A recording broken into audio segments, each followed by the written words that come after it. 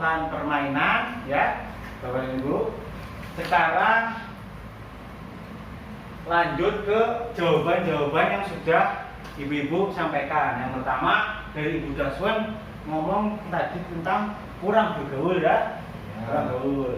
Terusnya tadi Ibu Ati jawabannya terlupa, ya. Nah, untuk Ibu Emma jawabannya agar penelantaran jadi celaka. Nah, akan saya bahas, ya, Ibu-ibu. Yang pertama, ketika kita menelantarkan anak, itu adalah anak bisa putus sekolah karena dia merasa tidak ada yang memperhatikan dia di kalau bahasa Jawanya dijor kewae. Jadi nih, mending aku gak sekolah biar menarik perhatian orang tua kita. Yang kedua, kurang fisik, sudah jelas karena mungkin ibunya sibuk ke ladang atau ibunya sibuk bekerja, bapaknya sibuk bekerja, yang mengakibatkan anaknya makan tidak teratur. Bisa makan apa-apa, Pak? Tidak. Nah, yang ketiga ada celaka, seperti yang tadi Ibu Emma sebutkan. Ada celaka, luka dan sakit. Nah, karena kita membiarkan anak kita sendiri, kita nggak tahu anak kita akan pola seperti apa. Bisa-bisa anak kita loncat ke tangga, dari tangga, nah, jatuh dan terluka, celaka kan itu. Nah, selanjutnya ada digigit binatang, mungkin gara-gara dia senang sabak kebun, Pak. Nah, sabak kebun bisa digigit kalajengking, bisa digigit ular, bisa digigit kecoa, anjing mungkin bisa, dan lain-lain. Nyamuk ini pasti sangat bahaya sekali kalau digigit. Kalau nyamuknya DBD. Selanjutnya ada sering ketakutan atau tidak berani.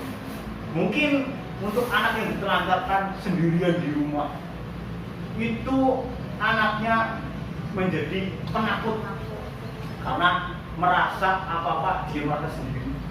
Jadi dia tidak berani. Selanjutnya ada kemampuan berbahasa yang rendah. Nah, kemampuan berbahasa yang rendah ini sama halnya dengan kita, ya, hampir sama kesinambungan semuanya. Ketika kita menelantarkan anak, kita membiarkan anak terserah mau seperti apa. Nah, perbendaharaan kata-kata dia itu menjadi sedikit karena tidak sering berkomunikasi atau interaksi dengan orang lain. Begitu. Anak merasa tidak aman karena mungkin merasa ditinggal sendirian, jadi dia merasa tidak aman. Akhirnya susah bergaul, ya, seperti yang tadi.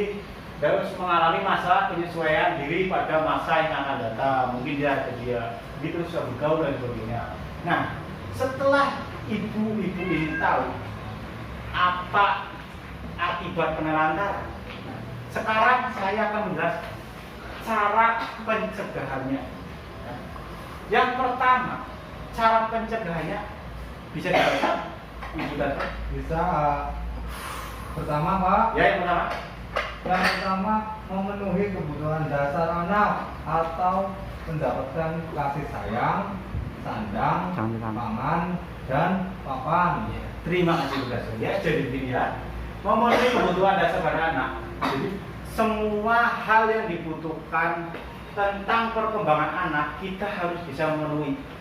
Baik dari segi kasih sayangnya, baik dari sandang pangan papannya, kita harus bisa memenuhi agar anak tidak merasakan diterlantarkan.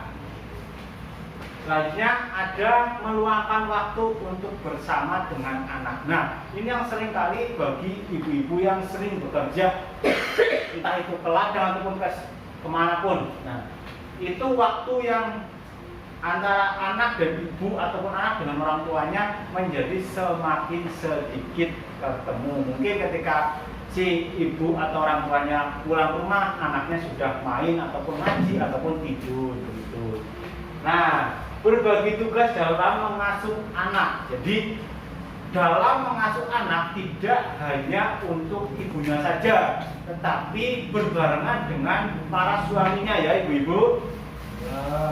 Nah, selanjutnya mendidik anak tentang apa yang boleh dan tidak boleh. Misal saya nyolong kelereng, itu boleh apa enggak? Tidak ya. Yang boleh apa? Itu contohnya. Bermain apa? Kuda-kudaan. Nah, itu boleh main ya. Tapi kita juga walaupun anak itu bermain, kita harus selalu mengawasi anak tersebut.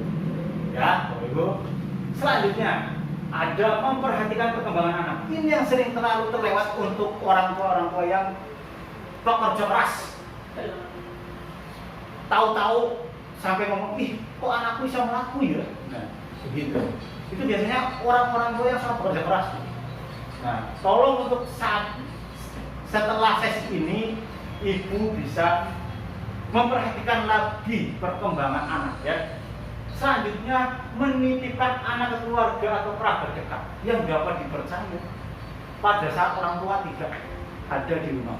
Mungkin ke orang tua kita, mungkin ke keluarga. Nah, keluarga ya. Ini dekat. Selain ke orang-orang terdekat kita, kita juga bisa menitipkan anak ke tempat penitipan anak ya, ke TPA. Ya, Pak.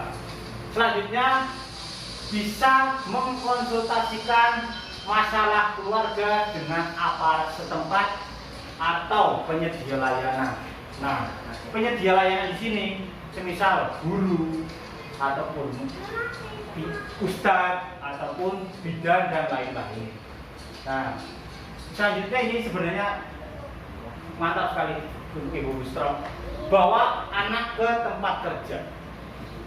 Nah, di sini tanda kutipnya jika ada fasilitas yang aman itu. Contoh semisal, kalau kita bawa ke sawah, kira-kira masih bisa apa enggak Bisa ya. Anaknya suka sawah. Nah, kalau anaknya suka sawah. Nanti kalau kira-kira jalan-jalan pergi beli lari gimana? Kecemplung sawah kan, Pak. Kecemplung sawah. Jadi gitu ya. Kita harus bisa, walaupun kita membawa ke tempat kerja, kita juga harus melihat fasilitasnya ada atau tidak, ya. Yang terakhir, ini yang paling penting. Konsultasi dengan pendamping PKH. Ibu-ibu ya, pendamping PKH ibu siapa? Waduh, jangan nggak kenal pendamping. Kenalan dong. Aduh, kenalan. Mas Febri ya? Nah, itu. Oh, iya. Nggak kenalan, Bu? Ya, Nah, dong. yang terakhir adalah konsultasikan dengan pendamping untuk mencari solusi agar anak ibu tidak sampai terlantar, ya. Nah, gimana? Sudah mudeng atau mubeng? Sudah. Ya. Jelas. Jelas ya? Ya. Oke, mungkin cukup sekian yang bisa saya sampaikan. Kurang lebihnya mohon maaf. Bila hikmah walhidayah. Wassalamualaikum warahmatullahi wabarakatuh.